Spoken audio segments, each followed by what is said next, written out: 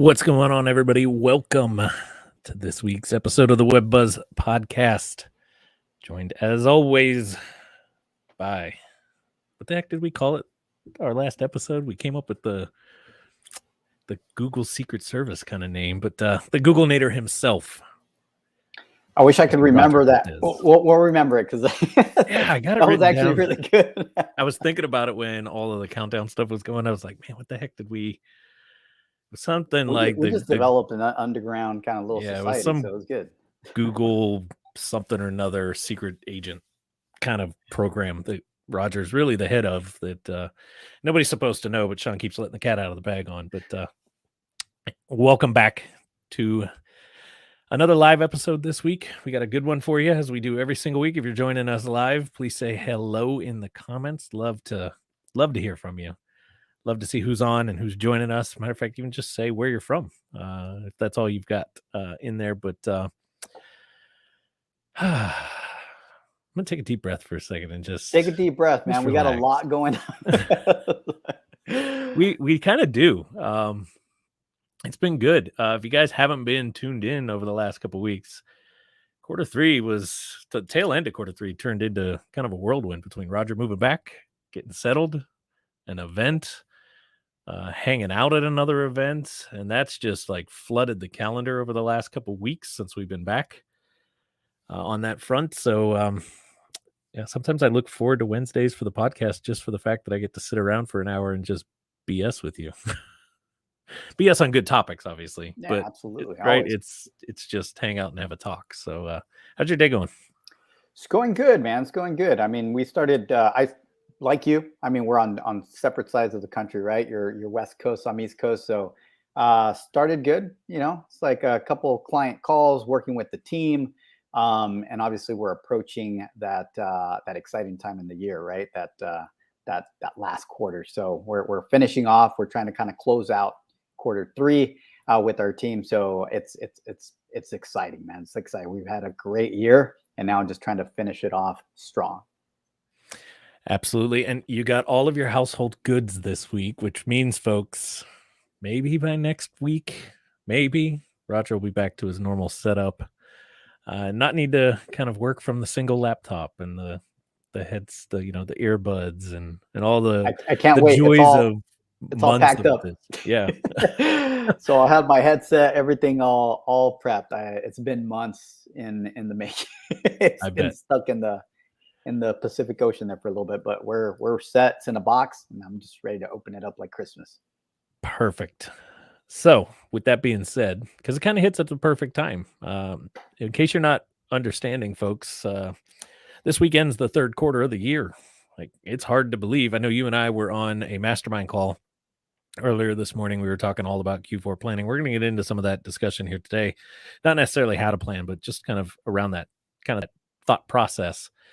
But I know right away when we got talking about it, it was like, man, is it really like 3/4 of the year of 2021 are already over with? I felt like just yesterday we were still dealing with the onsets of all the change in the world back in April of 2020.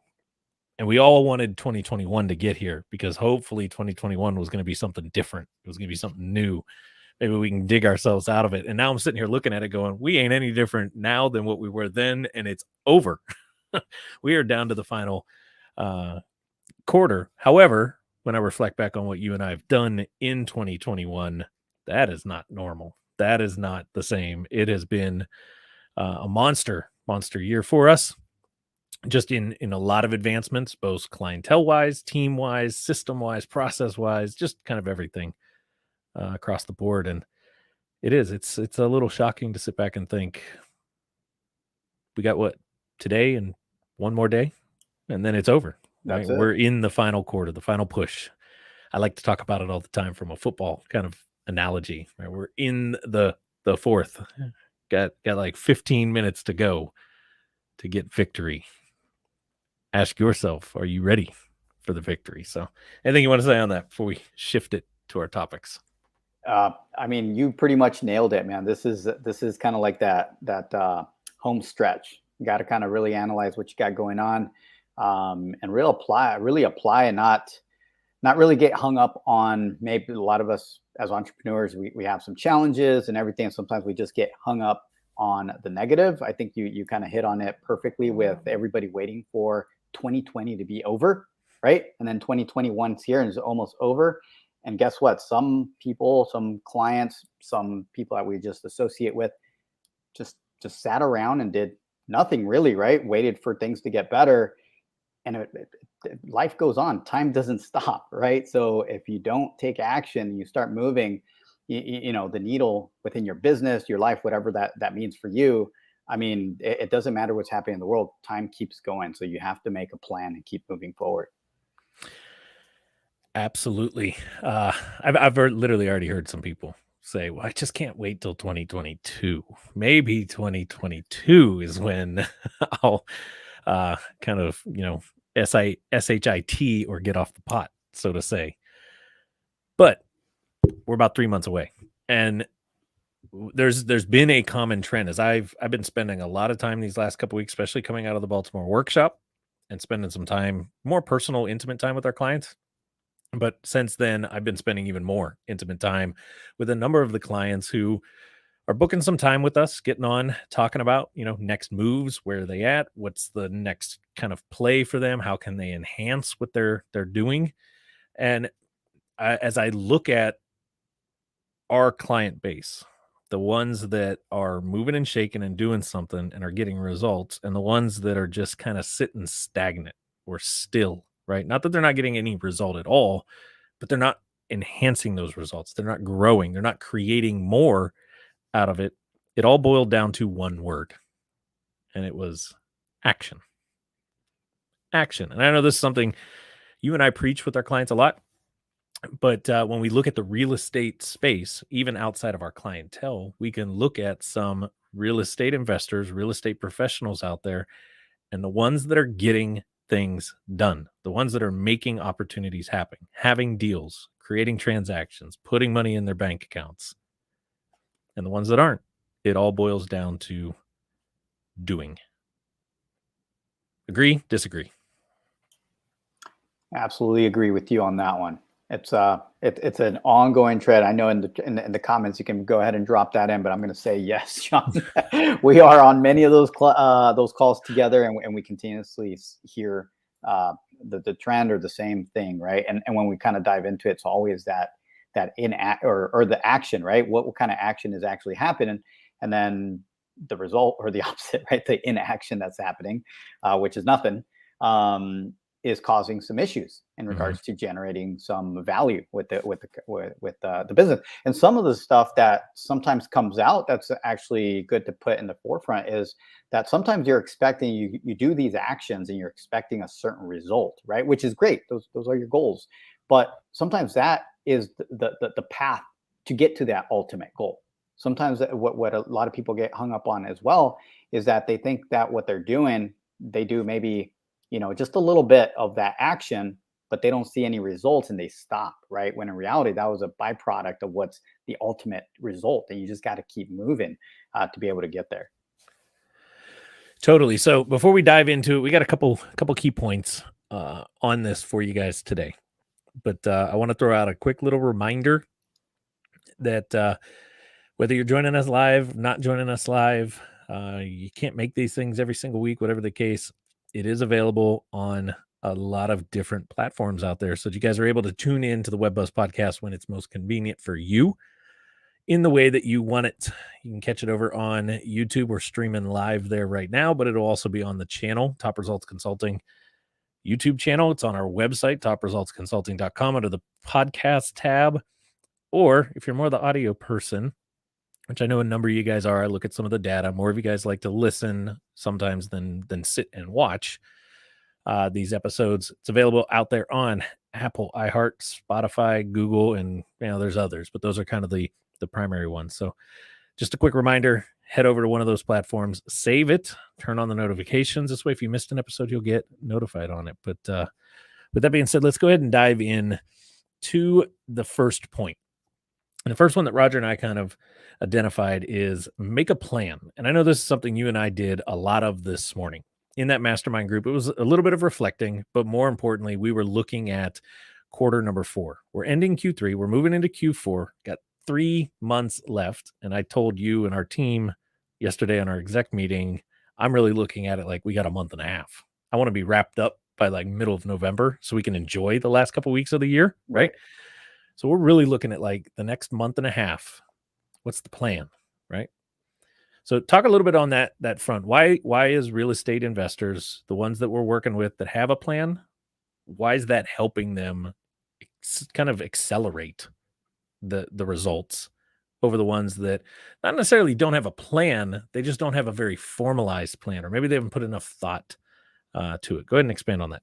Absolutely. So this is huge. This first part it makes it all, and I'll put myself on the hot seat here in regards to trying to make time for this type of conversation with your team. If you're a one-man show, one woman show, trying to make time to maybe educate yourself around what I have to do, right? And actually put it on paper, right? Whether it's digital paper or real paper, doesn't matter, but you have to have some kind of plan, right? That's why going back to business 101, one of the main things a bank usually asks for when you're getting a loan is a business plan. They want to know that you have a path and they want to know what that looks like, right? So in this particular situation, we're looking at making a plan for the next quarter, right? So we're trying to kind of really focus. And what we've seen, and us too, I mean, the way things work with the whole business thing, but more specifically with real estate investors, the people that we focus with the most, is kind of know where you're at now, right? That's probably a really important part that Shawn and I like to kind of really ask those deep questions. Where are you at now? What does that even mean, right? It can be as simple as, I'm a brand new real estate investor and I'm still in the educational portion, right? Maybe you're part of some kind of mastermind or program. So figure out where you are at. You more advanced real estate investors, you're probably rolling, and you actually have some data to analyze, right? In regards to where are you at with your numbers, right? Maybe you've done some deals and you have some goals to hit within your internal numbers, and or a number of deals that you want to get done before the year's out. So knowing, kind of getting that plan and knowing what your numbers are. But then from there, once you have a kind of where you're at and you kind of have a good idea, I'll bounce into basically setting the goals. What's the goal then? And now that you kind of know what's happening in your business, what are going to be those goals? And then finally, what I usually kind of move into is the action items, right? What am I going to do in the next quarter to reach those goals, right? So I'll go ahead and pass it back to you, Shawn. Those are 3 really important pieces that I kind of think are super important when making that plan. Absolutely. I'm going to take it to kind of the sports analogy, right? I could go combat on this too, but we never really go into a game, right? Go back to football for a second. You never go into a game without a game plan. You don't go into a baseball without a game plan. You don't go into a soccer match without a game plan. Business is the same way. We've got to go into it with a plan. Now, is the plan always accurate? Is the plan always correct? No, there's an old saying in the Marine Corps, plan A was great until we got in the truck. Plan B sounded a little bit better until we left the wire, and plan C went out the door the second the first round fired. And you were on plan whatever, right, at that point. So yes, having a plan is crucial because it gives you the starting point. It gives you something to kind of hold yourself accountable for that early momentum. Something I hear all the time from real estate individuals. I was fired up and then something got in the way. I was excited to do X until I had to pick up the phone. I was like ecstatic that I got a lead on my website until I realized I still had to follow up with them. Having the plan helps give you some of that momentum, helps keep that pushing forward, helps also in the low moments. Because something I noticed when I was reflecting back on Q3 for us, and I was looking at where were some of the learning lessons, where were some of the spots that maybe I fell short in some of the things I wanted to achieve for us in Q3. If I didn't have a plan of what I wanted to accomplish last quarter, it would have been really kind of hard to decide, did I achieve, not achieve? And that because I had the plan, when I started to look back, I realized we really didn't fail too much. There were some missed opportunities, but in the grand scheme against the plan, did we execute the plan exactly? No. Was the outcome exactly what I said it was going to be? No. But we were able to achieve the majority of it. And because I could reflect back to that, it gave a little bit of momentum, some motivation, some excitement for starting at the end of this week as we roll into Q4. And we're not even really waiting. We've kind of transitioned to Q4 priorities last week in a lot of the stuff that we're doing. Why? Because we're excited about it. We're excited that we're coming to the final stretch here. However, Roger and I did take that time today to sit back and put a little bit of a game plan together and kind of put a couple goals in front of us that are like, okay, here's kind of where we want to be. Might be a little stretch, but I think if we put our head down, we probably can get there. And now it's time to go execute on it. With that, though, how do we build a strong plan? I think it ties us directly to our point number 2 here, and that is know your market. Know your market. As real estate individuals, the market is shifting both from a national standpoint as a real estate individual, right? As a real estate professional, I don't care if you're investing or an agent or where you're at, the national picture is on this weird change right now.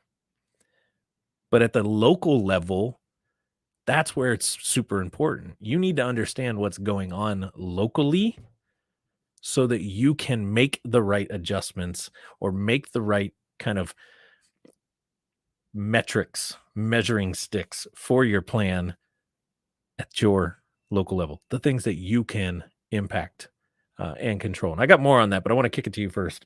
And to kind of tie this a little bit more from the digital side, right? The knowing the market, tying that to the plan digitally. Absolutely. So this is actually another obviously very important point, because as you create that plan, this is a great way to kind of segue into knowing the market and part of your action items that you'll have in the plan, right? On how you're going to get there. So talking more on the digital, kind of platforms, whether it be your website, social media, your local Google My Business profile, any of that, basically the online amplification of your brand, right? It's like how you're going to get there. Knowing your market gives you pretty much a way to be predictable on your targeted traffic to your site, right? So if you know your market very well, you essentially know what kind of content should live on your website that will then give, basically help your ideal client, which will drive more traffic because they want to read that content. And when they read that content on your website, they'll get to the bottom and we put what we call call to actions, which is call me, fill out this form or whatnot. Then you're positioning yourself as an authority, not only that, but a trusted authority, because Google is actually putting your content out there for people to click on. And most of us, whatever Google shows us in the page 1 or even in the top results of the search results, we think it's trusted. Why? Because Google showed it to us. So it must be a trusted piece of content. And that's why it's so important to make sure that you know your market, what conversations are happening out there, what kind of questions, that's what I mean by conversations. What are your potential clients asking? Create content around that, have them get there, right? And when they get there, give them basically value, but also give them an opportunity to call you, to opt into something, even give something away that might be even more valuable after they're done reading that and building that trust with you, right? So that's what really kind of gets on the digital side. That becomes very, very important, because that we always talk about building as many brand signals out there to move the needle with your rankings and all that. But it's very simple. It's not very complicated. It's just knowing your market enough to know what your clients are actually typing into Google. Simple as that, right? Those are called keywords. Once you have those, then it's really easy to come up with content titles for those and then put them out on the internet for Google to basically index them in proper places where your ideal client can find them. And that's why I think it ties so well to the make a plan part. Right? Sometimes I think we get confused with make a plan. I'm going to like list out my entire plan for the fourth quarter. We were on a call. You and I were on a call with one of our clients earlier today, and we asked a question that was like, "Hey, what's the plan?" Right? You want to adjust some things from an SEO standpoint. What's the plan? And he was able to tell us really his grand scheme plan over the next, maybe probably about the next year in a sentence. It was, yeah, this area and a little bit of this. And it's more the focus here and not as much of the focus over here. And as soon as he said it, it was like you and I immediately knew what what needs to happen now, right? What's the next steps? Because he also knows his market so well. And he's clear on the plan of where he's going. Now, yes, take that a little deeper, get some more granular pieces of it, but keeping the thumb on the pulse of your local market, when we look at investors and agents out there, those that know it really well, to Roger's point, they know exactly now what questions do they need to put answers to, what resources do they need to put out there to position themselves as the expert and create the opportunity.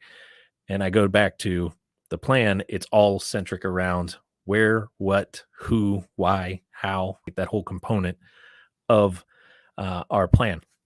Which, if I actually look at the way that we laid this out, it just hit me as I started to talk about it. I'm looking over here at the other screen at our list, so I didn't miss a point. We're actually going reverse order. Right?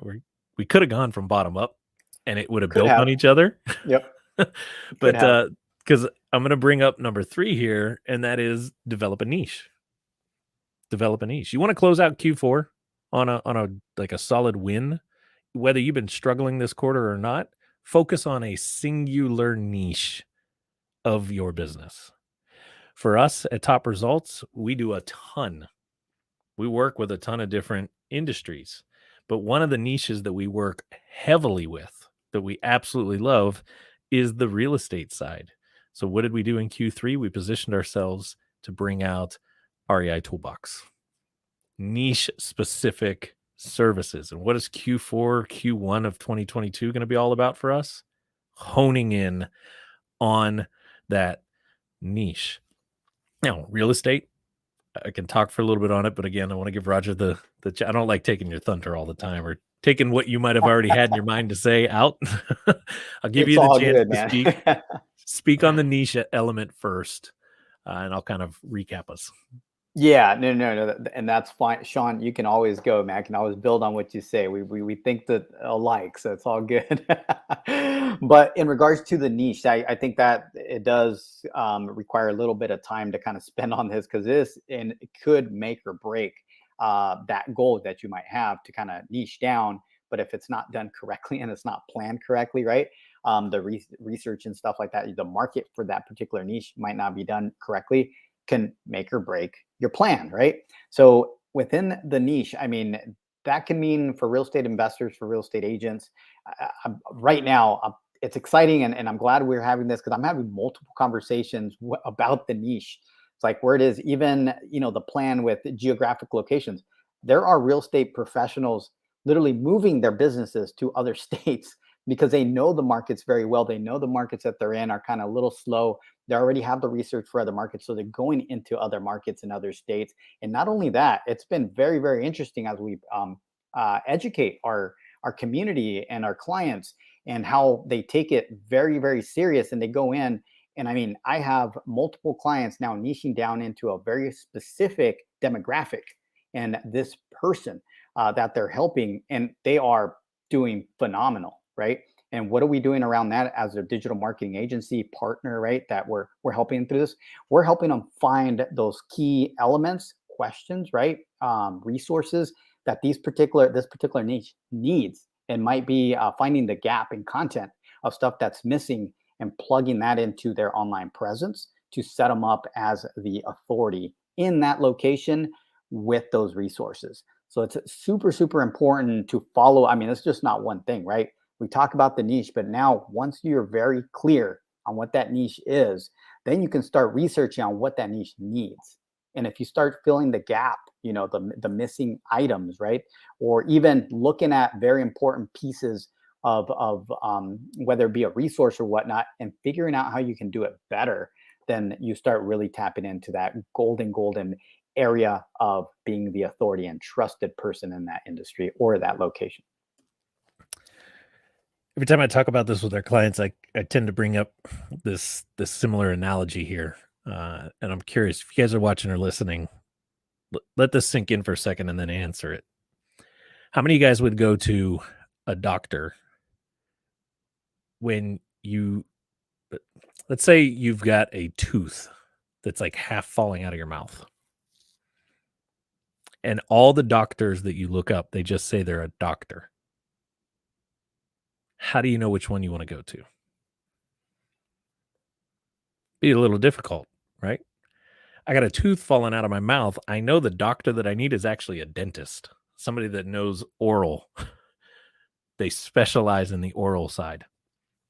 I don't want to go to the foot surgeon for my tooth. I'm going to end up with like a toe sewn to my cheek or something. As real estate professionals, it's the same thing.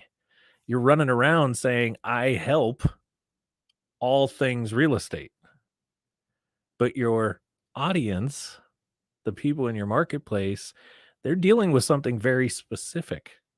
They're in foreclosure. They're in a bankruptcy.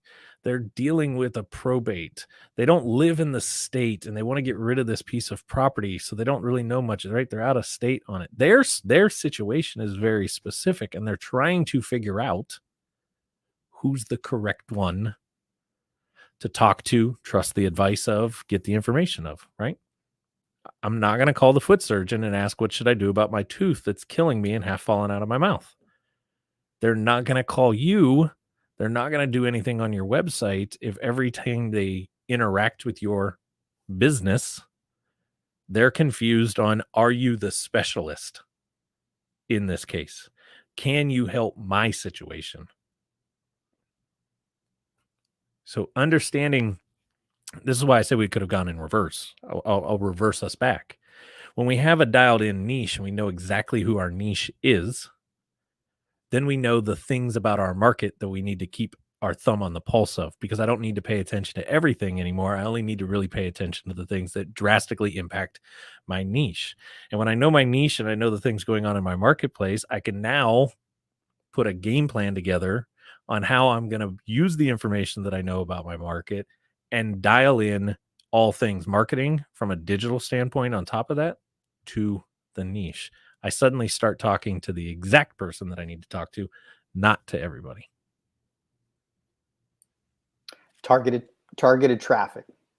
That's basically how you get targeted traffic. It needs to be very targeted content that lives on your website to be able to get there. So, and that's how you achieve a targeted plan.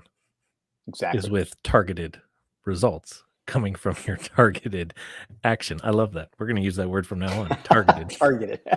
I've been doing we've been, as you can see, we've been it's end of the third quarter. That's when we start kind of brainstorming. We kind of, I don't want to say take our foot off the pedal, right? The gas pedal, because we're not. We're just shifting our focus, right? We've been really focused on building and customer service and just kind of our clients, right? And here at the end, we are not going any slower, but we are shifting our attention towards. That's why this conversation a little different, right? Because we are planning, right? We're prepping, and what are we prepping for? To provide even a better service, right? So, and it takes a lot to get there. That's why our brains are kind of going different directions. But no, absolutely, Shawn.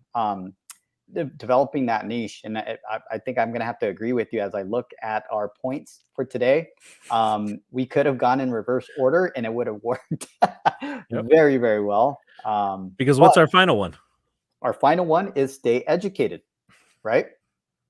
Stay educated. What were we just doing? What, 2 hours ago or so? Absolutely. We were getting educated. We run what I would call a pretty successful agency, right? We do very well. We help a lot of people, but yet we're consistently looking for more knowledge, educating ourselves to make sure not only are we providing the best service possible for our clients, but also our internal. Are we running our agency the most productive and efficient way possible? And there's so much information out there where you can actually be ineffective, right? You can actually lose time by trying to consume all this information, because I'll be honest with you, all the information you need is out there for free, right? Let's just be honest. The internet's so big that there is enough information for you to get the information you need. This is the problem. The information is fragmented, which means it's everywhere. So you got this guru over here saying something, this guru over here, this person over here, and it's all over the place. And you start grabbing little by little. And when I say inefficient, is because you're looking for a certain topic, very specific topic, and there's like 100 people saying, educating on it, and you start taking little pieces. So when we talk about education, don't get it confused, is you have to find who you think, right? And you're going to have to do the research, might be the authority in your space, right? That might be able to help you. Not only that, and who is trusted. So how do you get those things? And that's basically what we do with our clients, try to build that reputation. And even us at our agencies, that's basically what we're doing. We're trying to make sure that we're providing an excellent product, right? But not only that, we're trying to provide enough value, right, out there, so we are seen as the authority. And then when we get results, we don't just ask for them. When we get results for our clients, then we build that trust through testimonials, reviews, things like that, case studies. And that's how we start getting new clients coming to us, because it is a process. Absolutely. I can't say it enough how important the education side is. I don't, it's safe to say we're not the agency that we are today without the education we had of the past. We won't be the agency of tomorrow that we're trying to be without the education we're getting right now. Right. And at some point, we're going to surpass that education, and we're going to need to get more if we want to continue to move the needle. And I agree. There's a lot of education out there for free. It's the University of YouTube and Google combined. The problem is there's no guidance counselors to help you decide what's the content, what's the education plan, right? How should you navigate this University of YouTube? It's a pretty cool name, to get your degree, because there's a ton of different professors, and which one's the good one? Which one's the not so good one, right? And even that, Shawn, let me throw this in there. Some of that Google, I like that, the Google information that's out there, education that's out there, if it's not hard enough to look at fragmented data, right, that's out there, and trying to put it together. And like I said, there's a lot of good stuff out there, but to throw a monkey wrench in it, there's a lot of information let's talk about the fake news. That's bad information. That's not real, right? That's just really bad education for what you're looking for. So how do you come up with a system to find that? And that's why you got to really kind of look at it as like, you will be able to do some research on, but we always push towards education. I mean, like I said, we put ourselves right in the forefront of education as well. We ourselves get educated every day. So.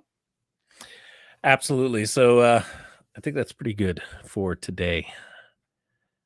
If I can leave you guys with one action item, I'm not going to steal Roger's. I know what it is, but I'm not going to steal it. But if I can leave you guys with one action item, it's going to be to actually sit down and do a little bit of reflecting on where you're at currently. But more importantly, I want you to spend the time. I think the most impactful part of our reflection today for me was when I sat back and just thought about what caused the misses, what caused the gap, what caused the not to achieve side of things, because that's going to help you determine what of these kind of 4 key pieces. Do I need some more education, or am I pretty educated in this, but I just didn't really niche it down? I stayed way too broad.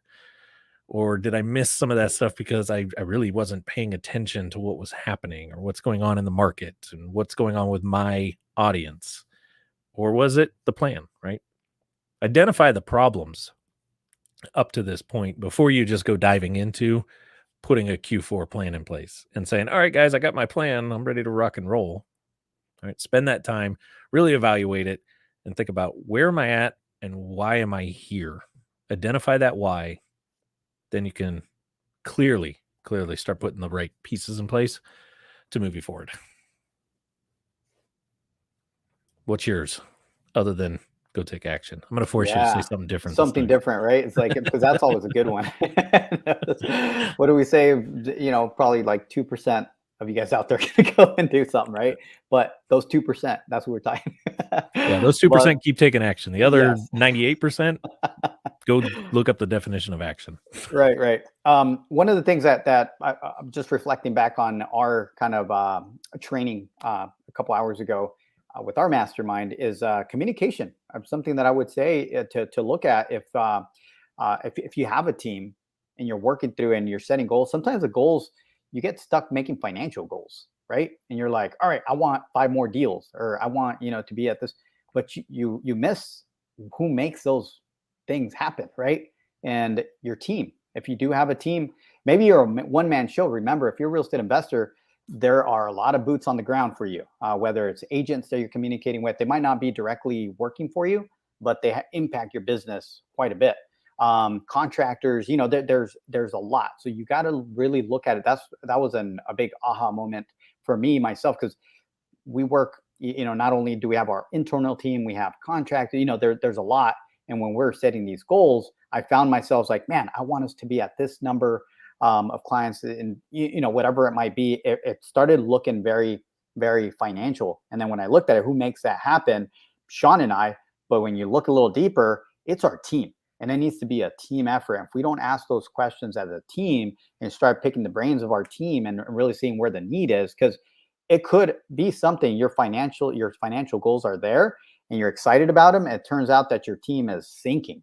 So even if you push to get more deals, it's not going to work. It's going to be negative because you didn't prepare the foundation. So that's one of the things that I would put out there as a challenge for you to go and communicate with your team, whoever that might be, and make sure that you share some of this information. So that way, when you set the plan and your goals, they're aligned with the entire team. Great point. See, this is why I make you do something you didn't want to do. Look at them, folks. Like, what, 9 months ago, when we kicked off the Web Buzz podcast, I don't remember what our first month was now. We're probably coming up close to the year mark. Roger was nervous. He didn't even want to get on. He's like, you just talk and I'll fill in where I feel like I can fill in. Now I think he's ready to do his own show by himself. Oh, man, I don't know if I'm there yet, Shawn. I still appreciate you hopping on these and helping me through. This guy even put me on stage. We ran our first live event. Those are things, and those were some of my plans and goals. And if I didn't have the team, remember, right? The team, me and Shawn, to really push me and get there and plan for it and all this, it wouldn't have happened, right? So we help each other, and that's why I think the communication within the team is super important, and having the right team, right? Having the right team members. Absolutely. So with that being said, folks, enjoy the rest of your week. Get out there, start getting that Q4 strategy in place, decide what you're going to attack. Take some of these points, listen to them, use them, and more importantly, as Roger says every week, put action behind it, right? Put the action behind it. Nothing's going to happen unless you take action. Absolutely. So till next Wednesday, we'll be coming out firing strong. Start of the first Web Buzz podcast episode of the new quarter. Bringing some good topics to you guys. Some cool things to come. But as always, and I say it every week, here's to your success. Enjoy. We'll see you guys later.